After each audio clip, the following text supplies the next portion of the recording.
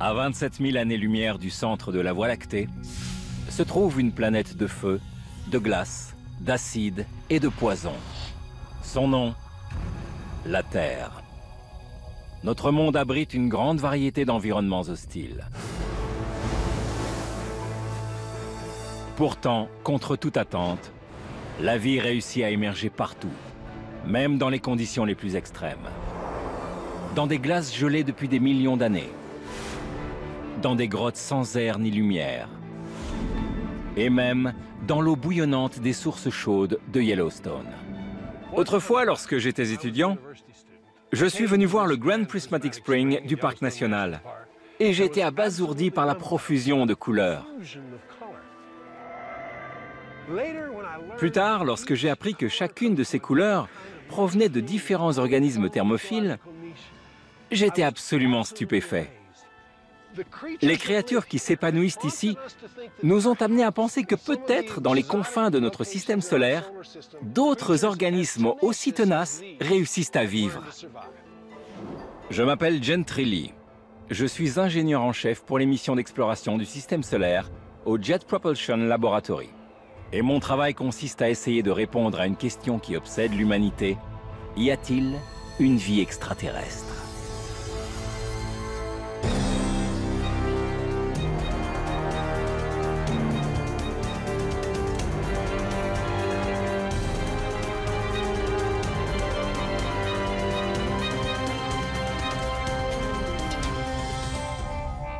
Le concept d'une vie extraterrestre n'est pas l'apanage de la science-fiction.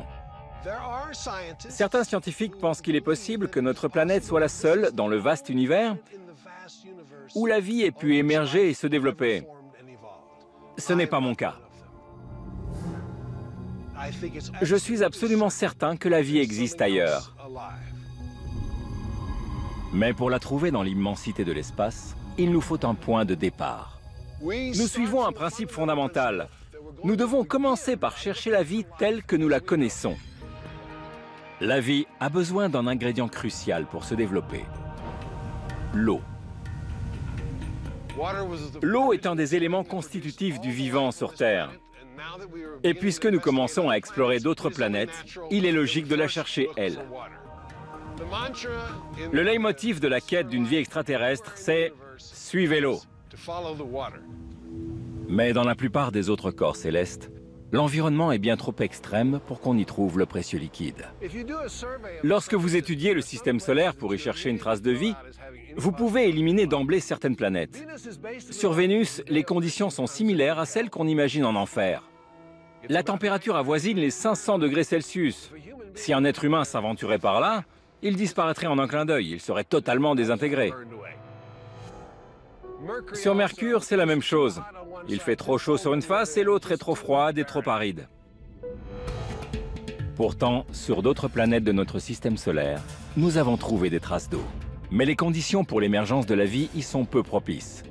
Températures extrêmes, atmosphère saturée de gaz toxiques et radiation intense. Ces environnements sont trop hostiles pour que la vie se développe sous forme végétale ou animale. Mais ils pourraient abriter des micro-organismes.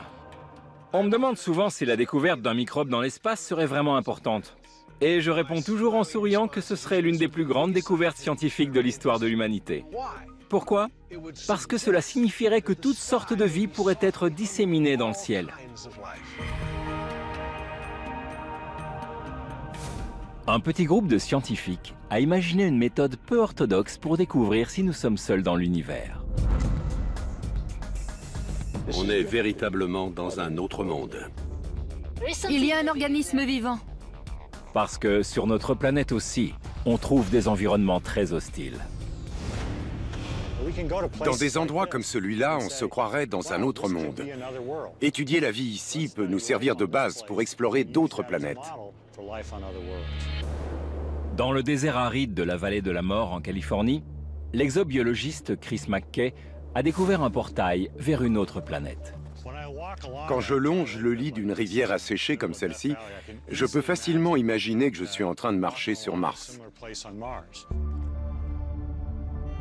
Mars a longtemps été au centre des recherches visant à découvrir d'autres formes de vie dans notre système solaire. En 2008, la sonde spatiale Phoenix, lancée par la NASA, a trouvé de l'eau gelée dans l'hémisphère nord de la planète rouge. Cette découverte incroyable a confirmé que Mars était l'endroit idéal pour la quête de biologie extraterrestre. Mais à ce jour, on n'y a toujours pas trouvé la moindre goutte d'eau sous forme liquide. Et sur Terre, comment la vie a-t-elle pu émerger dans des environnements aussi arides et déserts? Dans la vallée de la mort, Chris a trouvé un indice qui pourrait le mettre sur la piste de la vie sur Mars. C'est un environnement mortel. On y trouve les mêmes conditions extrêmes que sur Mars, à savoir le manque d'eau liquide. Si on parvient à montrer que des organismes peuvent survivre ici, on peut raisonnablement imaginer que c'est pareil sur Mars. En creusant le sol, on découvre un monde entièrement différent. Vous voyez cette couche verte? Ce sont des algues qui poussent sous le dépôt de sel. On est en plein désert, dans la vallée de la mort. Il n'y a aucun signe de vie. Et pourtant, sous la surface de sel, la photosynthèse a lieu. Le dépôt de sel fait office de serre, qui protège ces organismes. Il laisse filtrer la lumière et, plus important encore, il conserve l'humidité. Le sous-sol est donc bien plus humide que ce qu'on pourrait imaginer dans un désert aussi aride. C'est un bel exemple de ce qu'on espère trouver sur Mars, dans une étendue salée. Il est donc possible que l'eau et peut-être même la vie soient tapies sous la surface martienne. Sur Mars, un dépôt salin comme celui-ci, qui laisse filtrer la lumière, pourrait fournir la chaleur et l'humidité nécessaires à l'éclosion de la vie, même si l'environnement extérieur ne s'y prête pas. Donc, en principe, un écosystème similaire pourrait se développer là-bas. Bien sûr, on n'y trouverait pas exactement les mêmes créatures, mais cela démontre que la vie peut apparaître et évoluer. Des preuves nouvelles viennent étayer cette hypothèse.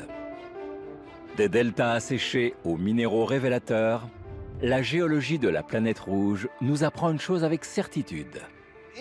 Autrefois, Mars était sauvage, humide, chaude, extraordinaire, et la vie a pu s'y développer.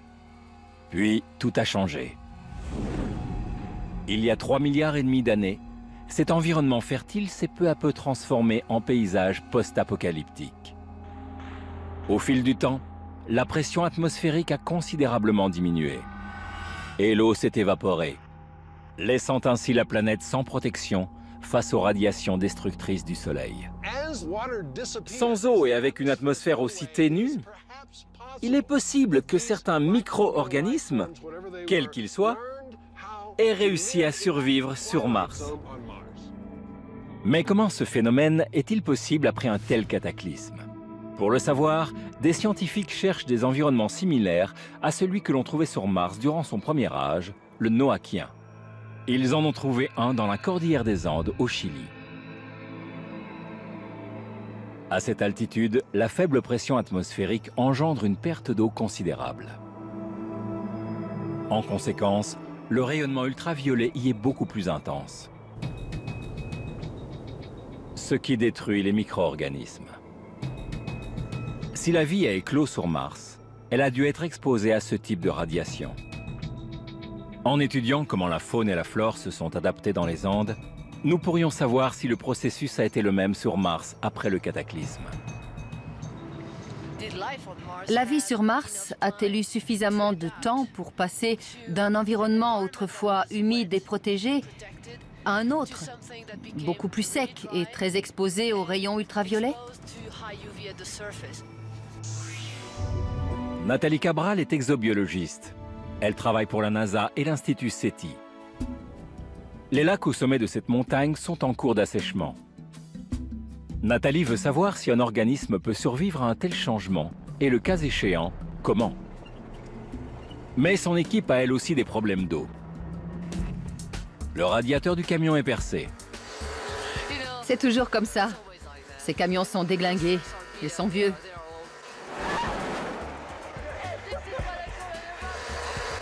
C'est toujours une aventure. Une fois le camion réparé, l'équipe entame son périple vers les lacs en haute altitude. À 5800 mètres, on se croirait sur Mars. 5500, on continue. Après une longue marche en terrain totalement inconnu, Nathalie et son équipe quittent l'univers terrien pour pénétrer dans le monde apocalyptique de Mars. Difficile de survivre dans un tel écosystème. 3 heures d'escalade et 2 heures pour reprendre son souffle. Bon sang.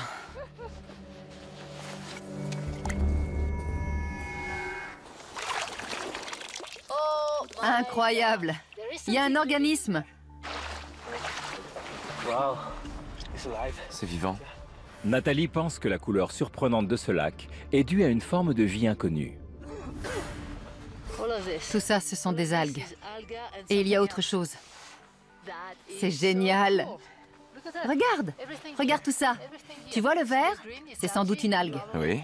Et le blanc? Je ne sais pas. C'est une forme de vie minuscule.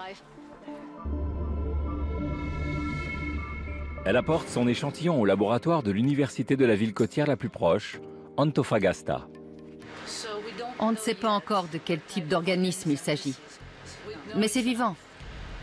Il a 2 sortes de pigments. Un à la surface, l'autre à l'intérieur. Les images grossies au microscope révèlent le secret de cette couleur rouge brillante. C'est incroyable. Savoir que c'est vivant. Oui. Selon Nathalie Cabral, ces créatures extrémophiles ont fabriqué un pigment rouge pour se protéger des radiations nocives du soleil. Cette évolution leur a permis de survivre dans un environnement à l'agonie. Elle pense que c'est ainsi que la vie a pu se perpétuer après l'apocalypse martienne, il y a 3,5 milliards d'années. Ici, on voit pratiquement la phase de transition se mettre en place. La vie a peut-être évolué d'une façon que nous ne comprenons pas encore. C'est un environnement mortel. Si on parvient à montrer que des organismes peuvent survivre ici, on peut raisonnablement imaginer que c'est pareil sur Mars. Sur Terre, les scientifiques ont trouvé des organismes dans des endroits similaires à la planète rouge. Mais sur Mars elle-même, toujours rien. La NASA a lancé plusieurs missions spatiales d'exploration et de survol. Mais l'objectif ultime a toujours été d'y découvrir la vie. En 2004, l'Agence spatiale américaine a envoyé 2 robots pour étudier la géologie de la planète. Ils y ont fait une découverte incroyable. Les 2 rovers ont trouvé de l'hématite, un minerai qui se forme par l'action érosive de l'eau. C'était le signal clair que tout le monde attendait. Il y a eu de l'eau sur le sol martien.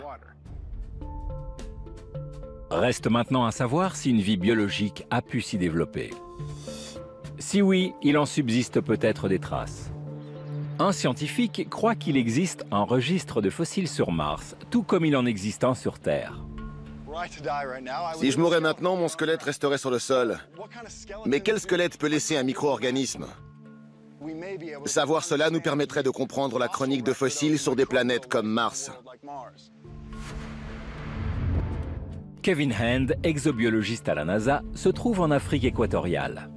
Dans la réserve naturelle du lac Bogoria au Kenya, il a trouvé la même géologie que sur Mars durant le Noachien, avec des sources géothermiques qui ont pu engendrer la vie. Imaginez que les sources chaudes se tarissent et que toute l'eau disparaisse. Comment pourriez-vous savoir qu'autrefois le lac Bogoria était une zone où la vie biologique était intense et passionnante? Il vous faudrait examiner les roches. Ici, ce sont les organismes qui ont modelé les reliefs bizarres que l'on peut observer autour des sources chaudes. C'est donc le métabolisme des micro-organismes qui façonne inlassablement ces amas rocheux. Ces roches sédimentaires sont le registre de fossiles du lac Bogoria. En continuant notre exploration de Mars, nous espérons trouver un jour des roches semblables à celle-ci. Mais pour étayer cette théorie, les scientifiques doivent approfondir leurs recherches. Ici, la biologie nous mène vers la géologie. Toute la question est de savoir si l'étude des roches martiennes nous permettra de déceler une éventuelle forme de vie. Seule une analyse chimique permettra de l'établir. Voici ce que tous les exobiologistes rêvent de trouver sur une autre planète, la vie. À l'aide d'un spectromètre, Kevin Hand recherche les similitudes chimiques entre le tapis microbien et les rochers. On a un bon spectre, ce qui nous permet d'étudier la composition chimique et les caractéristiques de ces deux éléments. J'espère être en mesure de trouver un lien entre le profil géologique et la biologie. Si nous parvenons à trouver des substances chimiques dans les roches martiennes, nous aurons alors la preuve irréfutable qu'il y a eu de la vie sur la planète rouge. Pourra-t-on voir un jour des structures identiques à celles-ci sur Mars et imaginer qu'auparavant, elles abritaient des sources chaudes grouillantes de vie? C'est l'un des défis à relever en exobiologie. Nous avons beaucoup de mal à trouver des traces de vie sur Mars parce que la surface est très oxydante, presque comme l'eau de Javel. Nous devons trouver une zone où les substances datant du premier âge ont été préservées et protégées. Ces substances pourraient être emprisonnées dans la roche. Pour le savoir, la NASA a envoyé un nouveau rover sur Mars. La nouvelle mission d'exploration s'appelle le Laboratoire scientifique de Mars. C'est notre plus ambitieux projet. Nous allons déposer un robot de la taille d'une voiture, Curiosity. Cet engin révolutionnaire est équipé d'instruments scientifiques qui vont analyser les échantillons de sol et de roches pour déterminer si les conditions nécessaires à la vie ont un jour été réunies. Les indices géologiques laissent à penser que la surface rocheuse est prometteuse. Mais il faut peut-être chercher ailleurs.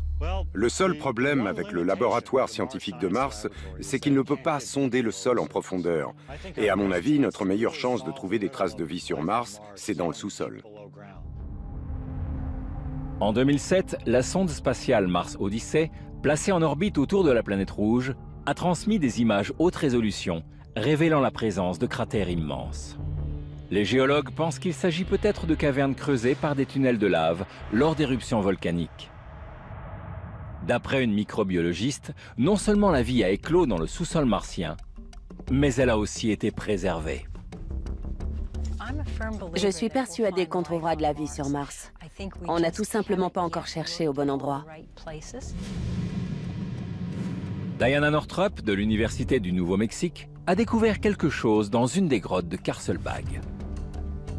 Cet indice pourrait expliquer la survie dans les profondeurs martiennes.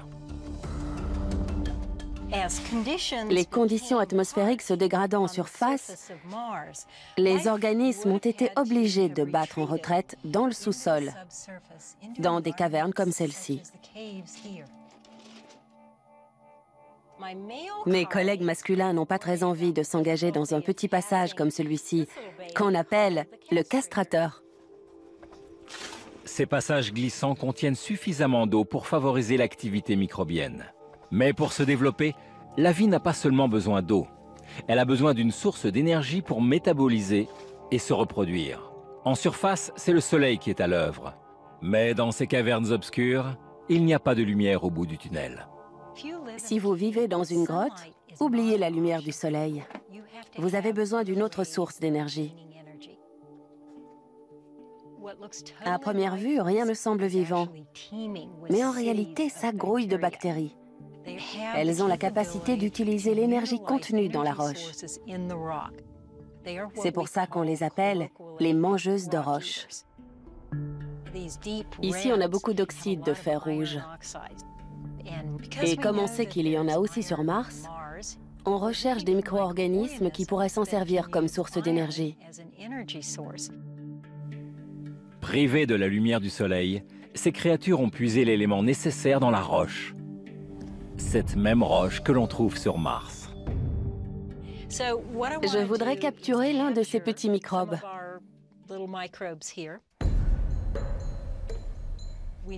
Nous savons que dans ces grottes souterraines, certains micro-organismes peuvent survivre aux radiations ultraviolettes et aux changements climatiques. Et ces conditions sont les mêmes sur Mars. Selon Diana, si des organismes ont réussi à s'adapter ici, ils ont également pu le faire sur Mars et ailleurs. Si on trouve de la vie sur Mars, cela signifie qu'on pourrait aussi en trouver sur beaucoup d'autres planètes.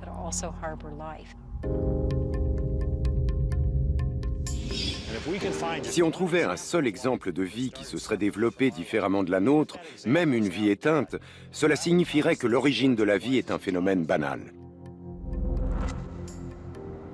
Pour débusquer la vie extraterrestre, les scientifiques doivent d'abord comprendre comment elle est apparue sur Terre. Nous savons que la vie est apparue sur Terre il y a environ 4 milliards d'années, 500 millions d'années après la formation de notre planète. À l'époque, l'atmosphère dépourvue d'oxygène était aussi toxique que sur Vénus, Mercure ou Mars.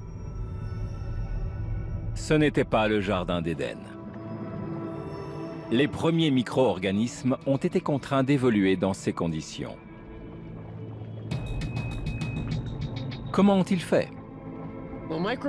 Les microbes survivent dans un environnement toxique que l'on pourrait croire trop hostile. Ron Orumland de l'USGS, l'Institut géologique des États-Unis, dirige une expédition qui va remonter le temps. Il pense que les sources toxiques du lac Mono, en Californie, pourraient révéler le secret de nos origines. D'après lui, les organismes qui résistent dans ce lac volcanique seraient les descendantes des premiers habitants de la planète. Et pour les débusquer, lui et son équipe ont transformé une chambre d'hôtel en laboratoire de fortune. On monte un laboratoire sur le terrain, ce qui nous permet de faire des analyses et de voir où en sont nos expérimentations. Le personnel du motel est très sympa. Il ne sait pas qu'on va chambouler toute la chambre. Mais on est un commando chimiste. C'est bon, on y va. C'est l'heure de partir pour les fameuses sources toxiques. L'équipe s'attend à trouver un environnement semblable à celui de la Terre primitive. La vie est apparue il y a environ 4 milliards d'années, mais on ne sait pas exactement sous quelle forme. Les descendants de cette première forme de vie sont peut-être quelque part dans ce lac. Aujourd'hui, on va partir en bateau pour Pau'a Island, pour s'assurer que les sources sont toujours là, ainsi que les biofilms. Et si c'est le cas, s'il vous plaît, mon Dieu, on fera des prélèvements.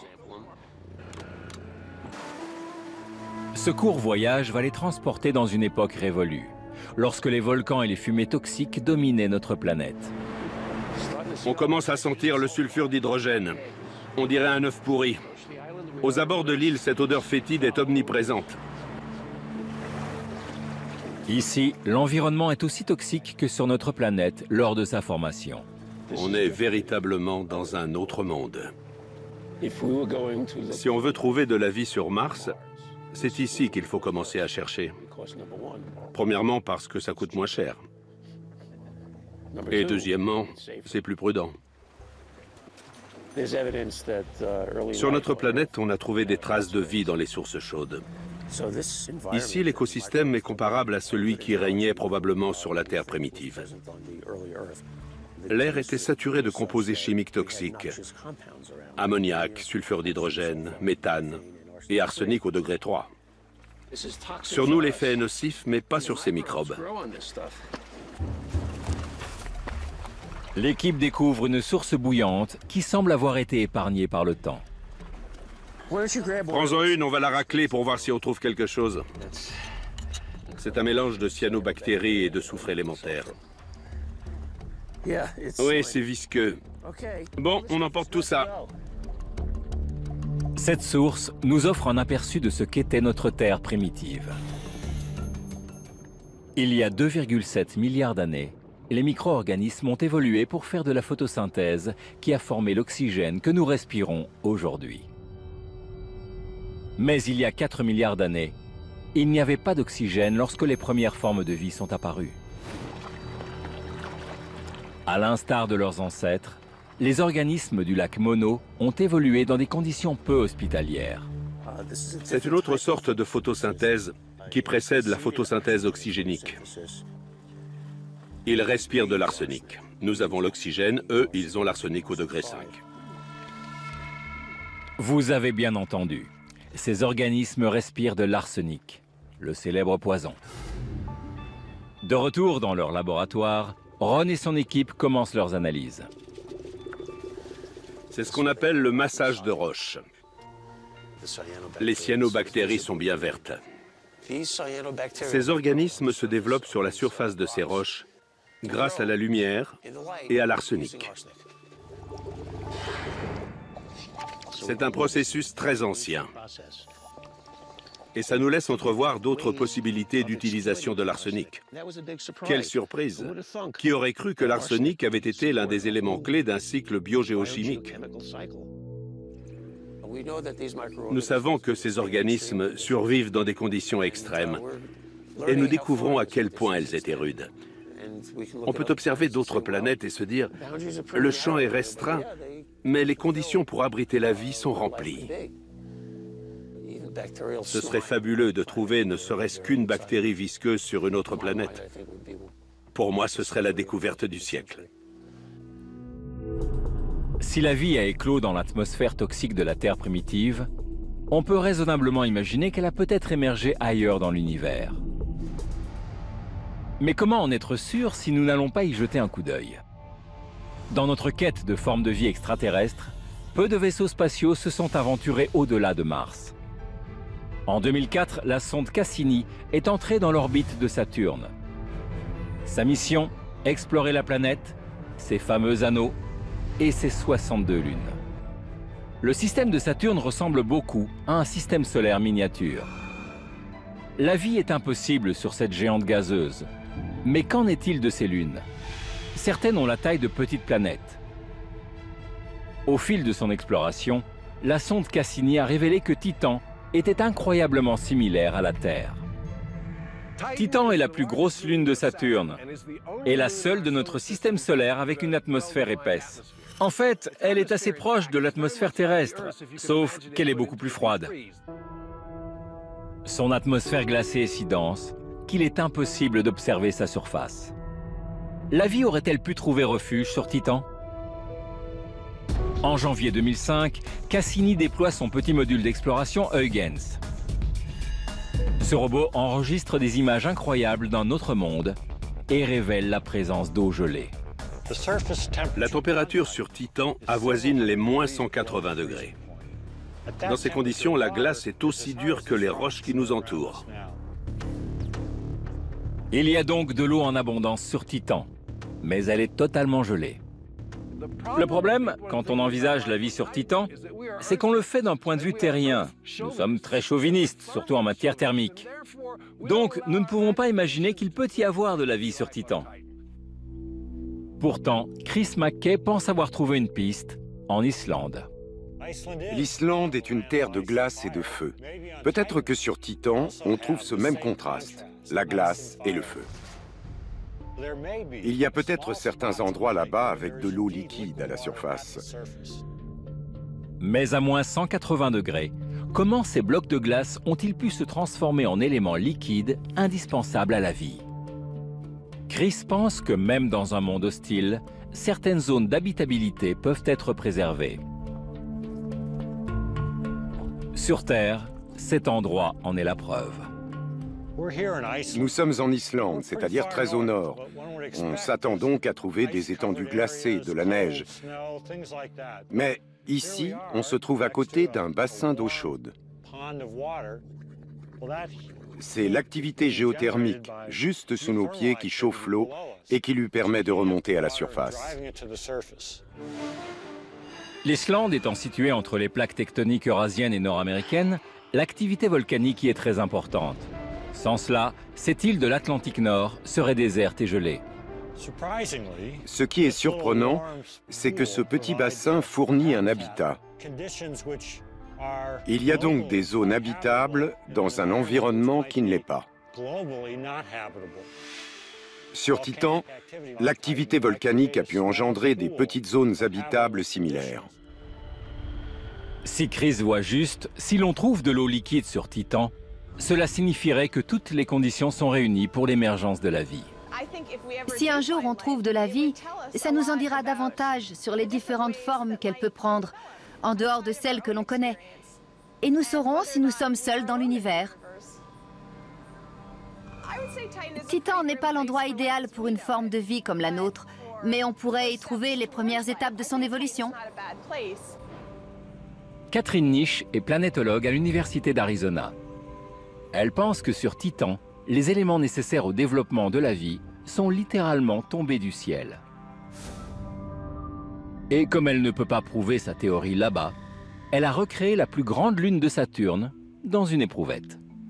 Pour que la vie puisse se développer, elle a besoin de certains ingrédients clés. Il lui faut notamment des composés carbonés pour former les molécules organiques. Si Catherine parvient à recréer ces molécules organiques, Titan pourrait être un berceau de la vie. Ici, nous avons de la glace carbonique. Sur Titan, c'est différent, c'est de l'eau gelée. La glace carbonique va reconstituer la température qui règne sur Titan. Je me suis livrée à un calcul pour savoir combien de temps il faudrait pour qu'un être humain gèle sur Titan par une température de moins 200 degrés. Il faudrait un certain temps, environ une demi-heure. À mon avis, il mourrait étouffé par le manque d'oxygène, pas de froid.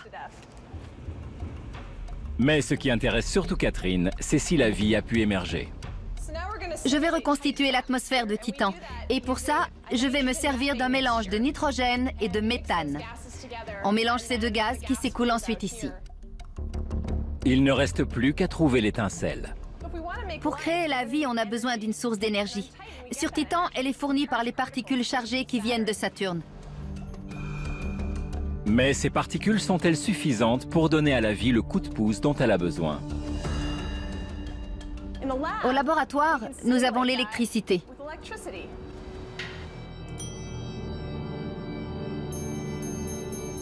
Au bout de 5 jours seulement, quelque chose d'incroyable se produit. Un étrange dépôt noir se forme dans l'éprouvette. J'adore ces expériences. J'ai l'impression d'être un savant fou. Catherine analyse la substance. Cette machine va nous dire si les ingrédients de la vie sont réunis. Nous avons les résultats de l'analyse et voici le graphique des molécules organiques que nous avons créées. Ça nous donne la composition chimique de chaque molécule. Le dépôt est composé de molécules organiques, précurseurs de la vie. Bien sûr, ces molécules elles-mêmes ne sont pas vivantes, mais c'est un bon début. Nous pouvons obtenir des molécules biologiques qui constituent les premières étapes de la vie sur Titan en mettant les molécules organiques au contact de l'eau dans un environnement provisoire liquide. Si l'expérience de Catherine s'avère concluante, il est alors possible que les mêmes molécules organiques se soient formées dans l'atmosphère pour retomber ensuite sur la surface de Titan. Imaginez une petite mare sur Titan qui contiendrait tous les ingrédients de la vie. On aurait alors un environnement habitable dans un monde froid et gelé.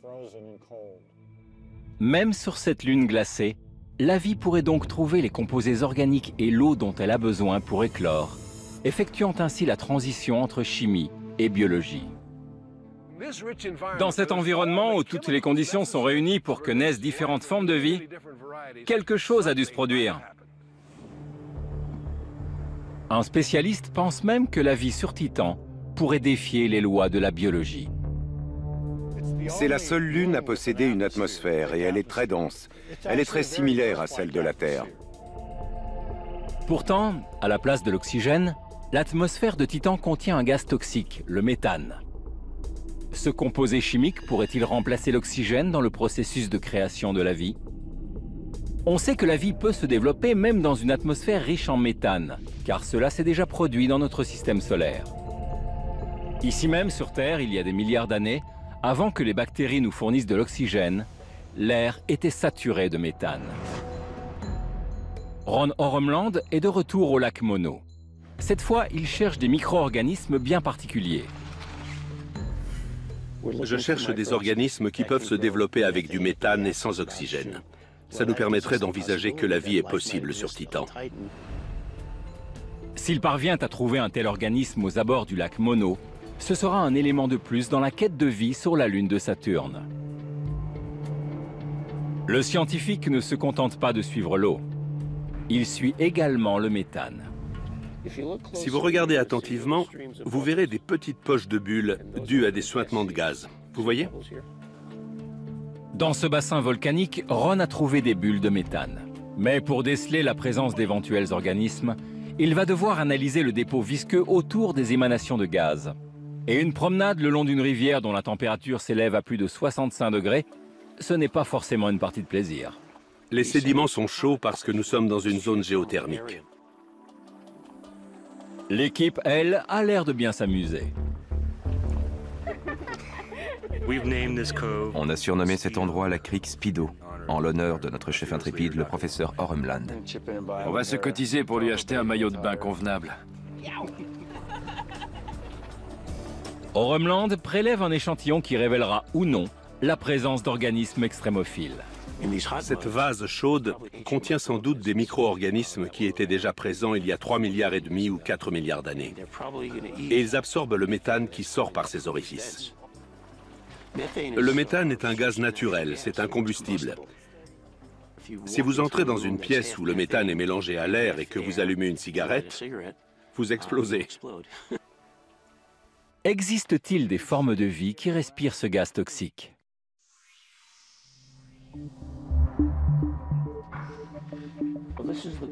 C'est la carotte qu'on a prélevée hier, à la crique Speedo.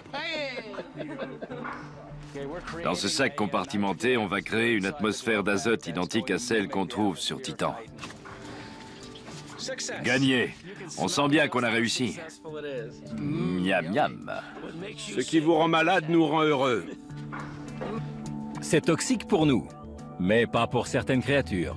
Les images grossies au microscope font apparaître des organismes unicellulaires méthanogènes qui survivent en respirant du méthane et qui pourraient donc survivre sur Titan. Ces microbes absorbent du méthane dans des conditions anaérobies. C'est une bonne comparaison avec Titan. S'il y a là-bas des régions chaudes avec de l'eau à l'état liquide, des organismes peuvent s'y développer. L'atmosphère toxique de Titan abrite peut-être la même forme de vie que celle trouvée au lac Mono. Mais elle peut aussi en abriter une bien plus étrange encore. En 2006, le radar de la sonde Cassini a détecté quelque chose d'inattendu. Certaines régions du pôle nord de Titan sont parsemées de lacs, non pas remplis d'eau, mais de méthane. Il fait si froid ici que le gaz passe à l'état liquide. Ces lacs ressemblent davantage à des fosses de bitume qu'à des étendues d'eau. Imaginez un habitant de Titan qui a envie de boire un verre et qui ingurgite du méthane liquide. Ça vous semble grotesque? Ça pourrait arriver. La plupart des scientifiques estiment que l'eau est indispensable à la vie. Mais un exobiologiste remet cette théorie en cause. La vie sur Titan ne dépend peut-être pas de l'eau, mais peut-être du méthane. La vie sur Titan serait très différente. Elle n'aurait pas besoin d'eau. On y trouverait une autre biochimie. C'est ça qui est passionnant. Dirk Schulz-Macour est exobiologiste à l'Université de Washington. Son hypothèse peu orthodoxe l'a conduit sur l'île de la Trinité, non loin des côtes du Venezuela. Ici, il a découvert un environnement huileux semblable à celui de Titan. Le Pitch Lake est un réservoir naturel, non pas d'eau, mais de bitume liquide, le même qui recouvre nos routes. Comme le méthane, l'asphalte est un combustible fossile. C'est un mélange d'hydrocarbures, des composés organiques contenant uniquement du carbone et de l'hydrogène. On sait que l'huile et l'eau ne se mélangent pas. Toute la question est de savoir si des micro-organismes peuvent survivre dans l'asphalte, avec peu, voire pas d'eau du tout.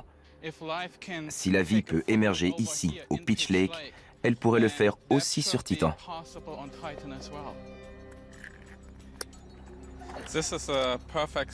Pitch Lake est l'endroit idéal parce qu'il n'y a pas d'eau, seulement de l'asphalte. Et on peut voir aussi des bulles de gaz se former. Le gaz que l'on trouve ici nourrit les micro-organismes. Ici, Dirk a trouvé de la vie dans un environnement qui ne supporte pas la présence d'eau. Voilà la forme de vie que l'on trouve au Pitch Lake, et peut-être aussi sur Titan. Cette substance pourrait-elle vraiment remplacer l'eau sur cette lune? C'est du bitume. Ça sent mauvais et c'est gluant. C'est très difficile de faire un prélèvement. C'est très visqueux, c'est très déplaisant à manipuler. La matière est sans doute déplaisante, mais elle abrite de nombreuses formes de vie. Mon objectif est de déterminer comment ces organismes ont pu survivre avec si peu d'eau, parce que ça ressemble beaucoup aux conditions sur Titan. Donc, je vais prélever un peu d'asphalte. À l'aide de ces instruments, Dirk détermine la quantité d'eau libre dont les micro-organismes disposent. Pour vous donner une idée, la valeur maximale d'eau libre s'établit à 1. Et la valeur dans laquelle on sait que ces micro-organismes peuvent survivre est autour de 0,65.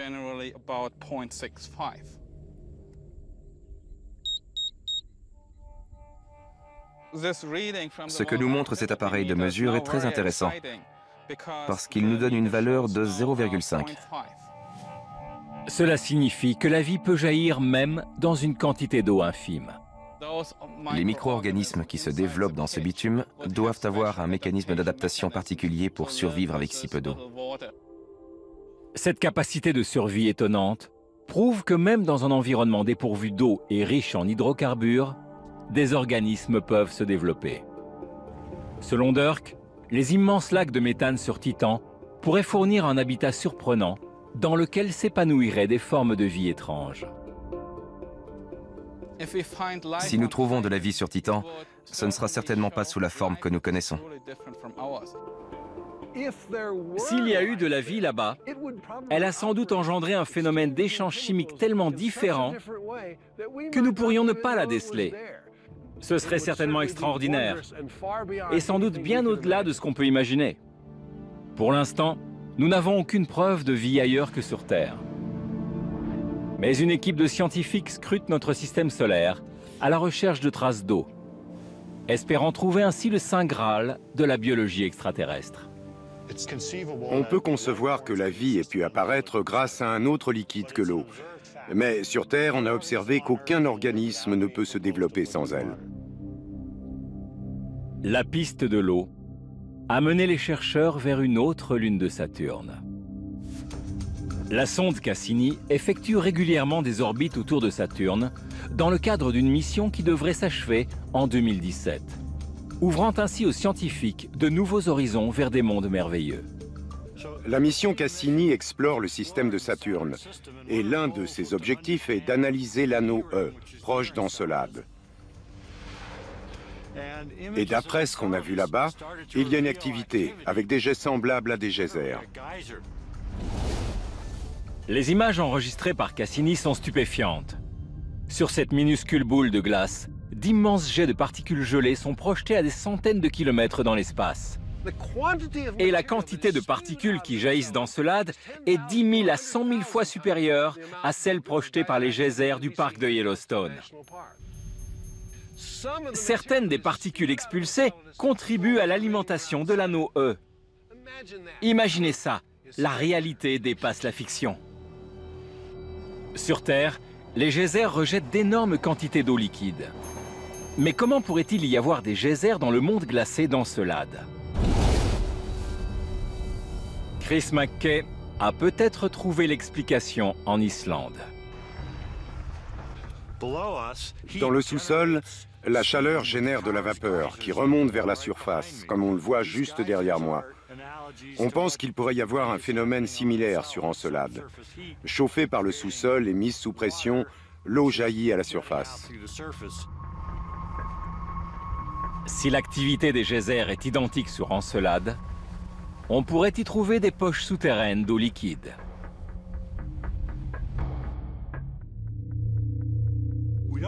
Nous ne savons pas avec certitude si les jets d'Encelade sont constitués d'eau liquide, mais c'est une éventualité. Et pour moi, en tant qu'exobiologiste, c'est la plus intéressante. Il nous faudra des données supplémentaires pour savoir s'il y a de la vie, ou une possibilité de vie sur Encelade. Enthousiasmés par cette découverte, les ingénieurs de la NASA programment Cassini pour qu'elle se rapproche du satellite et examine attentivement sa surface. L'un des plus grands mystères de l'exobiologie, C'est ce qui engendre ces éruptions. Les éléments qu'on a besoin de voir sont si petits qu'on ne les a encore jamais décelés dans cette région d'Encelade. Paul Elphinstone de l'université Cornell est l'ingénieur en imagerie de la mission.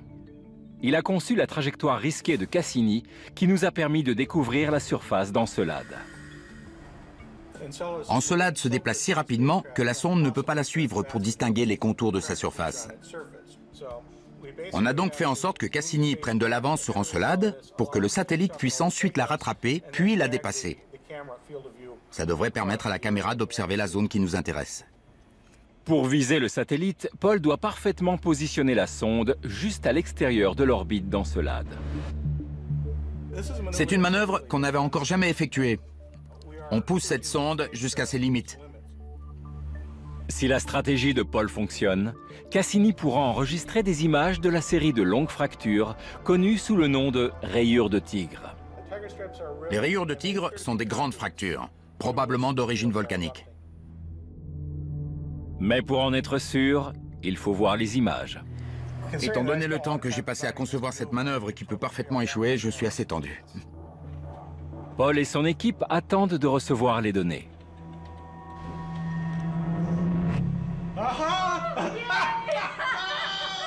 C'est bon! Excellent! Oh la vache! Là, dans cette ombre, on distingue nettement une fracture. Dans le mille, Paul. Oui, on dirait bien. C'est bien une rayure de tigre. C'est magnifique. Vous ne savez pas combien d'heures de sommeil ça m'a coûté. Là, on a une rayure de tigre. Et tout autour, il y a beaucoup de rochers et de pierres. Il y a de grandes chances que ce soit des débris rejetés par les jets de glace. Ces images haute résolution fournies par la caméra ISS fournissent la preuve qu'il y a une activité cryovolcanique sur Encelade. C'est phénoménal. Ça signifie qu'il y a toujours de l'activité. Et Cassini a transmis d'autres données tout aussi incroyables. Les spectromètres de la sonde ont détecté quelque chose d'inhabituel. Nous avons mesuré très soigneusement la température à la surface d'Encelade. Et dans les rayures de tigre, elle est beaucoup plus élevée. C'est donc la preuve irréfutable qu'il existe une source de chaleur sur cette lune de Saturne, peut-être même suffisante pour faire fondre la glace souterraine et créer des océans liquides. Mais une question demeure. Comment expliquer la chaleur qui règne par endroits sur cet astre glacé? La réponse se trouve peut-être sur Terre. Une scientifique trouve que les rayures de tigre ressemblent étrangement à des coulées de lave. Les éléments découverts dans certaines régions d'Encelade font penser aux flots de lave qu'on trouve également sur Terre. Sarah Faye Jones est volcanologue à l'université d'Hawaï. Elle étudie la géologie du mont Kilauea, où, comme sur Encelade, l'activité géothermique intense a bouleversé le paysage. Ici, le magma en fusion a jailli du sous-sol, puis s'est solidifié au contact de l'atmosphère. Avec une balise de géolocalisation, Sarah traque les coulées de lave souterraines. Cette grande coulée s'est formée à la suite d'une éruption presque continue d'une immense quantité de lave, de la roche en fusion, qui est à quelques mètres sous mes pieds. C'est la même activité géologique qu'on retrouve sur Encelade, juste sous la surface. Sur Terre, le phénomène volcanique provient de la fonte de roches en profondeur. Et le magma ainsi obtenu jaillit à la surface sous forme de lave. Et c'est ce qui pourrait se produire sur Encelade. Mais à la place de la lave et de la roche, ce serait de l'eau et de la glace. Avec une source d'énergie et de l'eau liquide, la vie a une chance. Ça ferait d'Encelade l'un des rares corps célestes de notre système solaire abritant de l'eau liquide, l'un des éléments constitutifs du vivant. Ce qui nous amène à l'une des grandes questions. S'il y a une source d'énergie et de l'eau, y a-t-il une forme de vie? Sur Terre, c'est souvent le cas. Ces créatures s'accrochent désespérément à leur niche écologique. Il est possible que les mêmes éléments soient à l'œuvre sur Encelade. Il y a donc de fortes probabilités que la vie puisse s'implanter sur Encelade. Mais il y a une autre lune glacée qui orbite autour de la géante gazeuse Jupiter. C'est la plus grosse planète de notre système solaire. Sa distance par rapport au Soleil est 5 fois supérieure à la nôtre.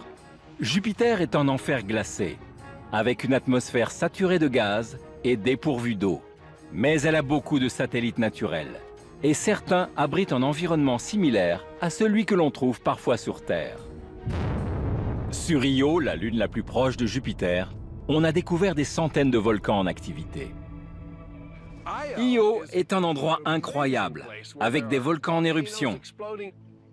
Mais il n'y a pas d'eau, et personne ne pourrait prétendre que les composés chimiques trouvés là-bas peuvent être source de vie. Vous pourriez me dire, c'est parce que votre esprit n'est pas assez ouvert. Mais imaginer un organisme vivant dans un volcan en éruption est difficile. Heureusement, Io n'est pas la seule lune de Jupiter. Europe est la 4e plus grosse lune du mastodonte gazeux. Et elle orbite juste derrière Io. Contrairement à sa voisine volcanique, la température à la surface y est glaciale, aux alentours de moins 120 degrés. Ce satellite de glace semble n'être rien d'autre qu'une énorme boule de neige. Mais les scientifiques savent qu'il ne faut pas se fier aux apparences. En 1996, la mission spatiale de la NASA Galileo a permis de recueillir des images haute résolution de la surface d'Europe. Ces données révèlent que la croûte de glace est déchirée par un vaste réseau de fractures. L'absence de cratères signifie que la surface est en perpétuel renouvellement. Les travaux de Galilée, qui a découvert Europe avec une lunette de grossissement, nous ont appris qu'elle était relativement similaire à l'océan Arctique en hiver. Et les scientifiques sont désormais convaincus qu'un océan pourrait se tapir sous la surface d'Europe. Les fractures et les champs de glace déchiquetés semblent résulter de la force des marées dans cet océan liquide, soumis à la force gravitationnelle de Jupiter. Cette éventualité séduisante a mené un chercheur, Kevin Hand, dans un environnement a priori radicalement opposé, le lac Magadi au Kenya. On y trouve en effet des eaux qui présentent une forte teneur en sel. Comment peut-on être sûr que cet océan caché existe bien sur Europe? L'un des meilleurs moyens de découvrir si la surface de cette lune dissimule un vaste océan, c'est de mesurer la conductivité de cet océan. Et c'est l'une des raisons de ma présence ici. Cette substance blanche que vous voyez, c'est du sel.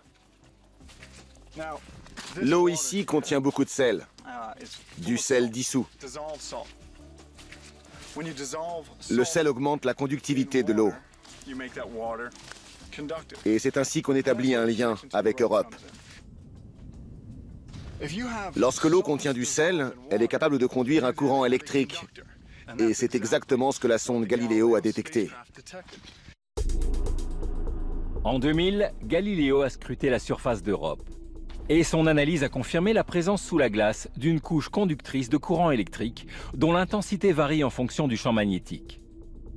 Cette couche ne peut être que de l'eau salée. C'est confirmé. Europe abrite un vaste réservoir d'eau. C'est l'une des données les plus importantes et les plus intéressantes sur cet océan salé d'eau liquide. Si on cherche une vie extraterrestre, l'eau liquide est un ingrédient clé, indispensable. Donc, cet immense réservoir d'eau liquide est incroyablement excitant et intriguant.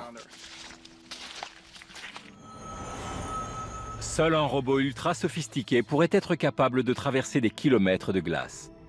Mais pour lancer une mission de cette envergure et de ce coût, il nous faudrait une preuve que la vie peut apparaître dans cet océan sous la surface.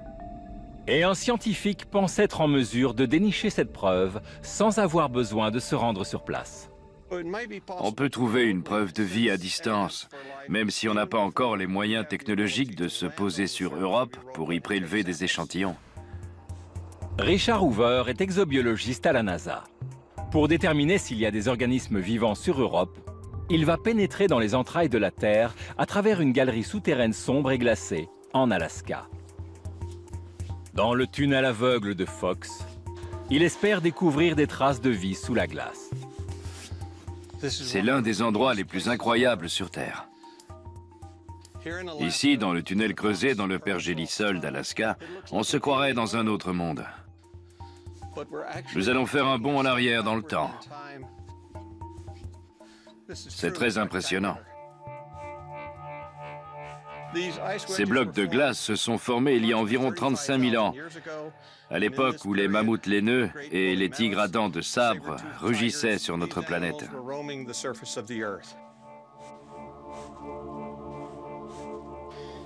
C'est une vraie machine à remonter le temps.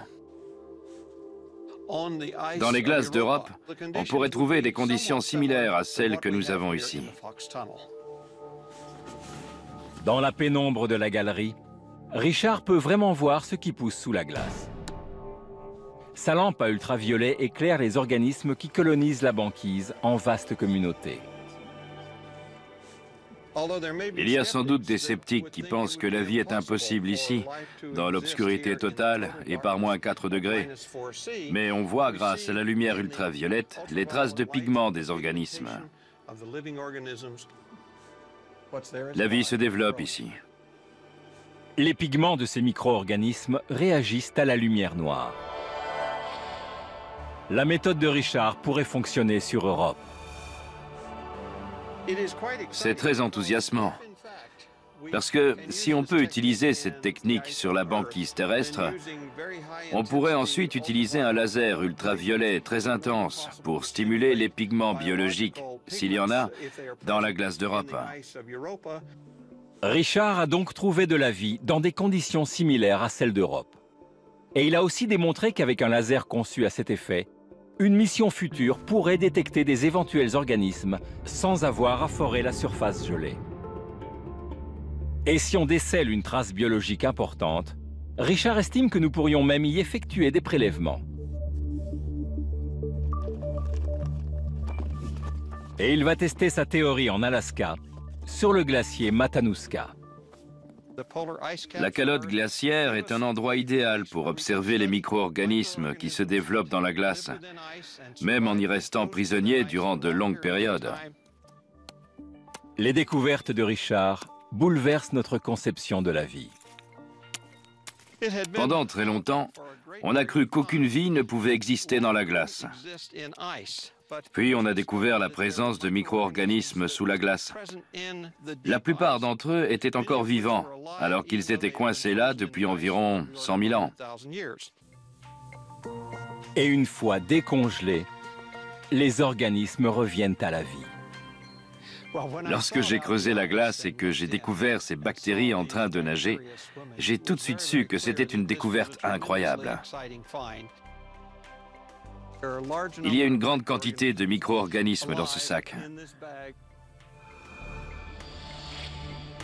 Ceci démontre que la vie microscopique pourrait aussi exister dans la glace d'Europe. On peut obtenir des preuves de vie. Il suffirait de prélever sur la surface des échantillons de glace, comme on l'a fait ici sur le glacier Matanuska. On ne serait pas obligé de forer pour accéder à l'océan. On saurait ainsi si des micro-organismes parfaitement préservés peuplent l'océan d'Europe. Bien sûr, il y a des gens pour qui la notion même de vie extraterrestre prête à controverse. Mais la plupart du temps, ils ne sont pas biologistes. En révélant la présence d'organismes grâce à une lumière noire, Richard pourrait résoudre le mystère de la vie sur Europe, à condition qu'elle y soit. Les créatures capables de survivre dans les océans ou les glaces d'Europe devraient affronter des conditions plus qu'extrêmes.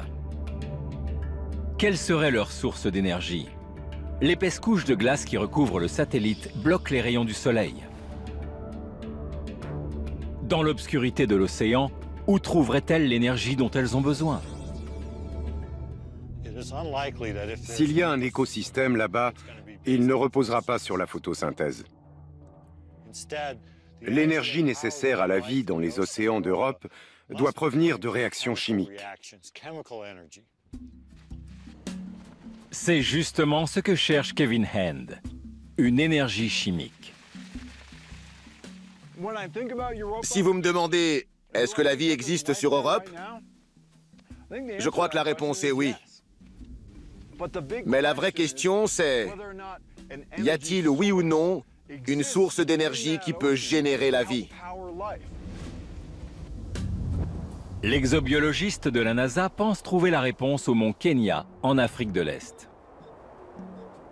Le mont Kenya est le deuxième plus haut sommet d'Afrique, dont les cimes atteignent plus de 5000 mètres d'altitude. C'est une réplique inattendue de la surface d'Europe. La croûte de glace de la petite Lune est bombardée par les radiations. Celle du Soleil, mais surtout celle de Jupiter. Selon Kevin, ces radiations pourraient être converties en énergie chimique et favoriser ainsi la prolifération des organismes sous la glace. Les cimes du glacier du mont Kenya sont elles aussi soumises à de forts taux de radiation. Si Kevin parvient à trouver ici une énergie chimique, il fera un pas de plus dans la quête d'énergie extraterrestre.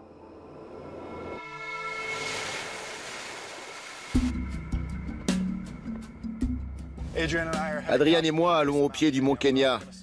Et de là, on va escalader jusqu'au glacier en haute altitude, près du sommet de la montagne. On va étudier la chimie de ces glaciers en essayant d'établir des parallèles avec ce qu'on a observé à la surface d'Europe.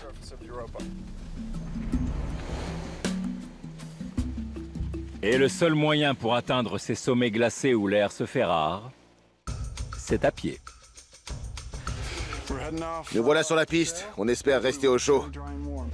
Tiens, prends ça. Kevin et son équipe vont avoir besoin de toute leur énergie. En 3 jours, ils vont devoir parcourir 3000 mètres de dénivelé sur un terrain accidenté de 40 km. Les babouins nous accueillent. On est venu ici pour évaluer la possibilité d'une vie extraterrestre, ce qui nous amène à explorer l'un des écosystèmes les plus divers de notre planète. C'est incroyable. Dans n'importe quel environnement, la vie a besoin de ressources. De toutes les ressources disponibles. Mes coéquipiers sont très utiles dans la boue. Et si les ninjas attaquent, je suis prêt.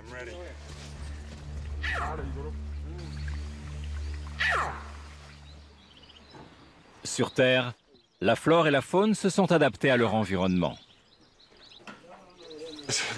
Les plantes absorbent du dioxyde de carbone et, grâce à la photosynthèse, rejettent du dioxygène.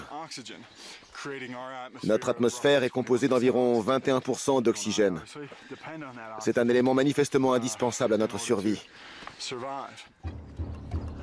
Mais quand on cherche une vie extraterrestre, il faut sortir des sentiers battus et traquer les éléments inconnus.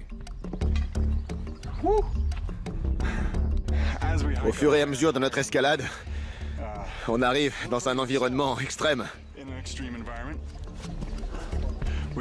L'atmosphère devient ténue, on a de moins en moins d'oxygène, et dans ces conditions, on a du mal à respirer. Les humains ne peuvent pas s'adapter dans des conditions hostiles, mais d'autres organismes, si. Kevin pense que sur Europe, la vie a peut-être trouvé un autre moyen de se procurer de l'énergie.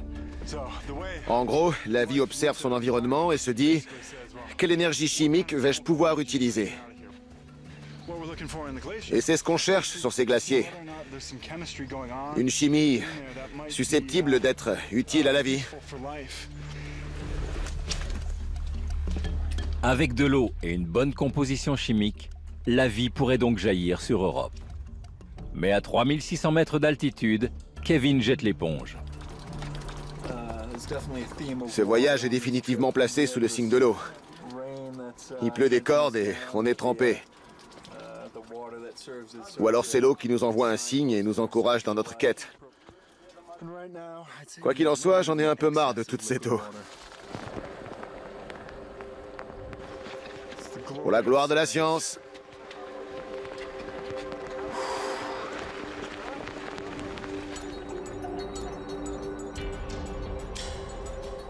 L'équipe poursuit son ascension.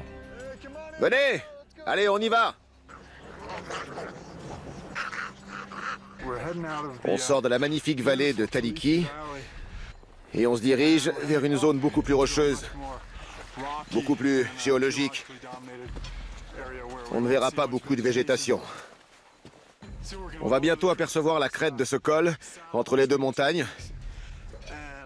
Et de là, on verra les sommets et on pourra se mettre au travail. À 4200 mètres d'altitude, il découvre un paysage aride. Mais malgré une atmosphère froide et ténue, la vie a trouvé le moyen de s'épanouir. Kevin est persuadé que des créatures encore plus extrémophiles ont trouvé refuge dans la pénombre de l'océan d'Europe. Il n'y a plus du tout de végétation, uniquement des rochers. Mais on a bien avancé. On sera à l'abri avant qu'il se remette à pleuvoir. Comme vous pouvez le voir, on progresse maintenant dans la neige. Et c'est de bon augure. Ça veut dire qu'on se rapproche du glacier et donc d'Europe. On sait aujourd'hui qu'il y a un océan sur Europe. Donc, on pourrait y trouver de la vie. Mais la vie n'a pas seulement besoin d'eau, elle a besoin d'énergie. Et la croûte de glace qui recouvre la surface d'Europe empêche les rayons du soleil d'atteindre l'océan souterrain. Si on envisage la vie sur Europe, il faut se demander quel composé, dans l'océan, pourrait remplacer la lumière du soleil. L'exobiologiste cherche des éléments chimiques qui, dissous dans l'eau, pourraient fournir une énergie alternative au soleil. Mais sur cette lune déserte, d'où pourrait-il bien venir? C'est peut-être ici, aux confins de la Terre, que Kevin et son équipe vont trouver la réponse. On continue notre ascension jusqu'au glacier pour examiner les différentes couches de glace et prélever quelques échantillons. Et ensuite, on reviendra à la cabane pour faire les analyses.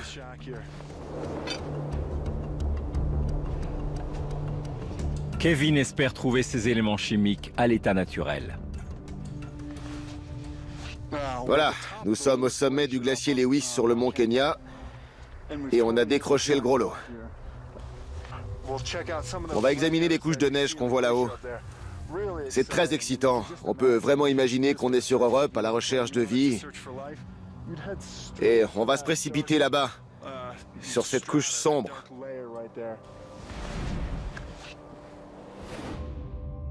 La surface d'Europe est soumise aux intenses radiations de Jupiter. Ce bombardement intensif pourrait générer une énergie chimique à la surface de la glace. Une énergie qui irait ensuite se propager dans l'océan souterrain. Le mont Kenya subit lui aussi le rayonnement ultraviolet. On est très haut et au niveau de l'équateur, donc le rayonnement ultraviolet est très intense.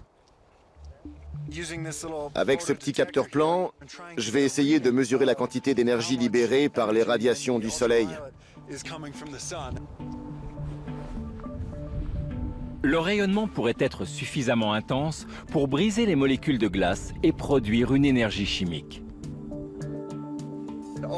Ce qui m'intéresse, c'est de savoir comment le rayonnement ultraviolet du soleil peut transformer l'eau qui forme la neige et la glace en quelque chose comme du peroxyde d'hydrogène. Et en quoi est-ce intéressant? Pourquoi le peroxyde d'hydrogène est-il vital sur Terre et éventuellement sur Europe? Parce que sur Terre, la vie puise son énergie dans du peroxyde d'hydrogène dissous dans l'eau. En fait, c'est un peu ce qui se produit avec une pile. Si le rayonnement ultraviolet peut transformer la glace du mont Kenya en peroxyde d'hydrogène, on pourrait alors conclure, les mêmes causes ayant les mêmes conséquences, qu'il en est de même sur Europe. Dans une pile, l'énergie d'une réaction chimique est transformée en énergie électrique. Le peroxyde d'hydrogène pourrait donc provoquer le même phénomène sur Europe. On est au cœur du noyau, au-delà de la couche de surface. Les éléments chimiques sur Europe pourraient bien être les mêmes que ceux que je recherche ici. J'ai des carottes. Kevin et son équipe retournent à la cabane pour savoir si ces carottes de glace renferment du peroxyde d'hydrogène. Ça, c'est un échantillon de la 4e strate. Il y a du peroxyde d'hydrogène dans la glace. Ça signifie que le rayonnement ultraviolet engendre une réaction chimique avec la surface neigeuse du mont Kenya. Donc, on peut trouver du peroxyde d'hydrogène aussi bien sur une vieille planète comme la Terre que sur un astre plus récent, comme Europe. C'est très important pour déterminer les conditions d'habitabilité de son océan. Des analyses plus poussées montrent même des pics d'abondance. C'est la preuve que l'océan glacé d'Europe pourrait contenir une source d'énergie. Donc on a de l'eau et une source d'énergie. Et là où il y a de l'eau et de l'énergie, il y a de l'espoir. Que signifierait la découverte de la vie sur Europe? Ça nous donnerait la certitude qu'il existe un autre berceau du monde vivant, indépendant de celui de la Terre. Si la vie est apparue sur Terre dans des endroits apparemment inhospitaliers, elle peut aussi surgir dans des mondes inconnus. L'univers est si vaste et si beau, ce serait vraiment dommage d'être les seuls à en profiter. Si cette théorie est avérée dans notre système solaire, alors la vie pourrait être disséminée partout dans l'univers. Quand on regarde le ciel la nuit, on voit des centaines de millions d'étoiles. Il y a forcément d'autres planètes, d'autres univers, d'autres formes de vie. Et ça, on ne pourra le savoir qu'en cherchant. Et sur certains astres de notre système planétaire, la vie pourrait être au bord de l'extinction. Autrefois, Mars était peut-être un endroit humide et chaud, idéal pour que la vie s'y développe. Et il est tout à fait possible que les éléments nécessaires à la vie soient présents sous la surface d'Europe, dans l'atmosphère toxique de Titan, et même dans les magnifiques jets de glace projetés depuis les rayures de tigre d'Encelade. Pourtant, les sondes qui ont exploré ces mondes extraterrestres nous ont convaincus que cette hypothèse ne pouvait être vérifiée dans notre système solaire. Mais qu'en est-il des autres? En 2008, le télescope spatial Hubble a pris les premières photos incroyables d'un monde situé à des centaines de milliards de kilomètres en dehors de notre système planétaire. Ces images nous donnent envie de pousser plus loin les recherches. Certaines de ces planètes pourraient abriter la vie sous une forme complexe, voire intelligente. Si on trouve une planète avec d'autres formes de vie plus complexes, ça nous donnera une nouvelle direction dans nos recherches et notre compréhension d'une vie extraterrestre. Et pour augmenter nos chances de trouver la vie dans d'autres systèmes solaires, commençons par chercher des planètes similaires à la nôtre. Qu'est-ce qui rend notre planète si hospitalière? Comment se fait-il que la Terre présente une telle biodiversité? Cet endroit est incroyable. Ici, on voit la Terre se diviser. Pour l'exobiologiste Chris McKay, c'est la géologie de notre planète qui la rend si fertile. Il espère résoudre le mystère de la vie au-delà de notre système solaire grâce aux paysages escarpés de l'Islande, l'île située entre deux plaques tectoniques. Ici, la plaque nord-américaine s'étend à l'ouest et la plaque eurasienne à l'est. On est juste au milieu, à l'endroit où elles se divisent. C'est ici que l'histoire a commencé. Imaginez cette scène il y a quelques millions d'années. La Terre déchirée en deux. Durant des millions d'années, à cause de la tectonique des plaques, l'Islande a été le théâtre de tremblements de terre dévastateurs et d'éruptions volcaniques intenses. Les plaques tectoniques dérivent et se heurtent, forçant la croûte terrestre à plonger dans les profondeurs, puis à remonter sous forme de lave. Cette lave jaillit ensuite dans des éruptions volcaniques, ce qui permet le renouvellement constant de la surface de la Terre. On se croirait dans un paysage paisible de rochers et d'arbres, mais en fait l'activité géologique est très intense. Presque sous nos pieds, des roches en fusion sont en mouvement. Elles refaçonnent continuellement la surface de la Terre. Elles sont en quelque sorte le cœur de la Terre. Et toute cette activité, la formation de nouvelles roches volcaniques, est le mécanisme de recyclage de notre planète. Le recyclage est nécessaire, à l'échelle humaine comme à l'échelle planétaire. Grâce à la tectonique des plaques, les éléments chimiques indispensables à la vie sont ainsi recyclés. Cette mousse ne nous ressemble pas, et pourtant nous sommes composés des mêmes molécules. Cette forme de vie, comme toutes celles qu'on trouve sur Terre, est faite de matière organique et de carbone.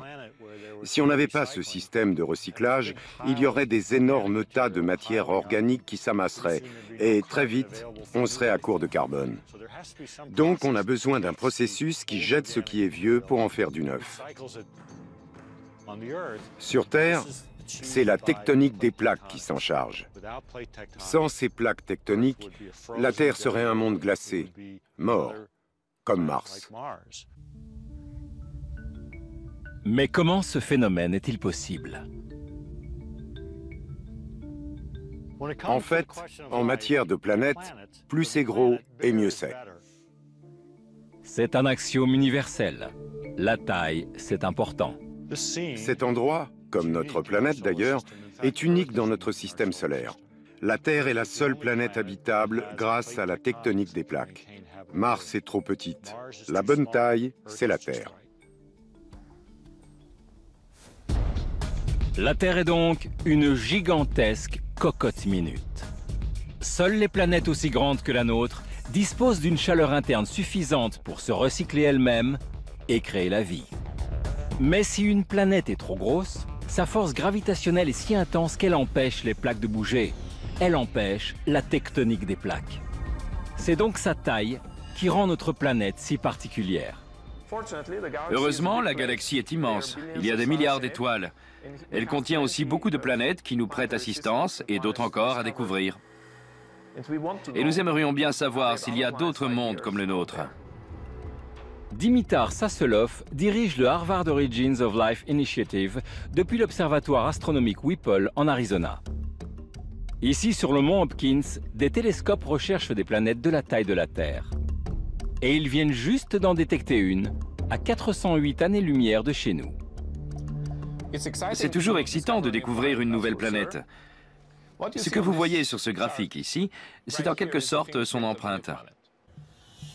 Et l'un des principaux moyens pour détecter un corps céleste, c'est ce qu'on appelle la méthode de transit. Lorsqu'une planète orbite autour de son étoile, elle en masque la lumière à chaque révolution. Et le télescope peut ainsi la repérer grâce à d'infimes variations de lumière. Les 3 premières heures, et il n'y a pas de variation de lumière. Et tout à coup, ça diminue. Voilà le moment où la planète est passée devant son étoile. Ce graphique nous donne la position d'une planète. Et la baisse du niveau de lumière nous renseigne également sur la taille de cette planète. Celle-ci est aussi grosse que Jupiter. Mais selon Gil Esquerdo, l'opérateur du télescope, elle n'est pas habitable. C'est autour de cette étoile qu'on a découvert la nuit dernière une planète de la taille de Jupiter. D'après ce qu'on sait, Jupiter est d'une taille relativement banale dans l'univers, mais on ne peut pas y vivre. C'est une énorme boule de gaz. En matière de détection de planètes, la volonté seule ne suffit pas. Il faut en avoir les moyens. La raison pour laquelle même le plus gros de nos télescopes ne peut pas détecter les planètes comme la Terre au moment où elle passe devant son étoile, c'est l'atmosphère. Les gaz présents dans l'atmosphère terrestre distordent la lumière des étoiles lointaines, empêchant ainsi les télescopes de discerner un objet aussi petit que la Terre. Nous sommes persuadés que des planètes similaires à la Terre attendent d'être découvertes. Mais comme nous n'avons aucun moyen de les voir, nous devons nous contenter d'imaginer à quoi pourraient ressembler ces mondes étranges et inconnus. Pourtant, un nouvel instrument de mesure est en train de bouleverser les règles du jeu en éliminant l'atmosphère du circuit. L'objectif principal du télescope Kepler consiste à détecter des corps célestes orbitant autour d'étoiles. Sa mission, trouver des planètes de la taille de la Terre offrant des conditions habitables avec de l'eau liquide. Ces planètes devront être idéales pour l'éclosion d'une forme de vie complexe, peut-être même intelligente.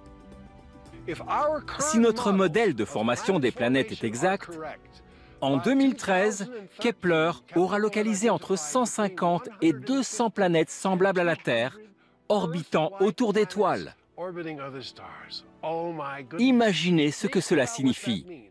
Des endroits remplis d'eau liquide, avec des soleils et des orbites stables, qui existent peut-être depuis des milliards d'années, et où la vie s'est formée.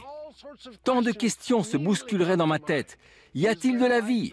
Et si oui, à quoi ressemble-t-elle? Kepler va commencer à répondre en déterminant les masses et les orbites de ces planètes. Mais pour comprendre exactement de quoi il s'agit, il nous faudra l'aide de données supplémentaires révélant la composition chimique de ces astres. Au sol, les télescopes de l'observatoire Whipple tenteront de corroborer les résultats fournis par Kepler. Mais pour cela, il va falloir une sérieuse remise à neuf. Dimitar Sasselov pense avoir trouvé un moyen de contourner le problème de l'atmosphère. C'est ici que la magie opère. Voici le laser vert. Il est tellement puissant que j'ai besoin d'une protection. Il va nous dire de quoi sont composées les planètes que Kepler va trouver. Une fois qu'on saura ça, on pourra commencer à parler de chimie et de possibilités de vie. Cet appareil est un laser hélium-néon. Lorsqu'une planète orbite autour de son étoile, sa force gravitationnelle la pousse légèrement vers cette étoile, causant un phénomène d'oscillation. Jusque-là, aucun télescope terrestre ne pouvait mesurer un tel phénomène. C'est une boîte à merveilles. Ce laser est 100 fois plus précis que tous les instruments qu'on a pu avoir ici. Il nous permet de détecter l'infime mouvement d'une planète comme la Terre quand elle est attirée vers son étoile, à des distances entre 100 et 500 années-lumière. Mais la Terre parvient à se dégager très doucement, à une vitesse d'environ 9 cm par seconde. Ça correspond au mouvement que je fais au-dessus de cette boîte. S'ils trouvent des planètes de la taille de la nôtre, avec la même force gravitationnelle qui les pousse vers leur étoile, le télescope Kepler nous ouvrira une fenêtre gigantesque sur des mondes inconnus. Avec ces informations, on pourra déterminer s'ils sont faits de roches et d'eau, s'ils sont arides ou s'il y a des océans. Tous ces éléments sont importants pour faire naître la vie. Mais il nous faudrait ce fameux chaînon manquant, celui qu'on voudrait si désespérément avoir, pas seulement pour découvrir une autre planète, mais surtout pour l'étudier.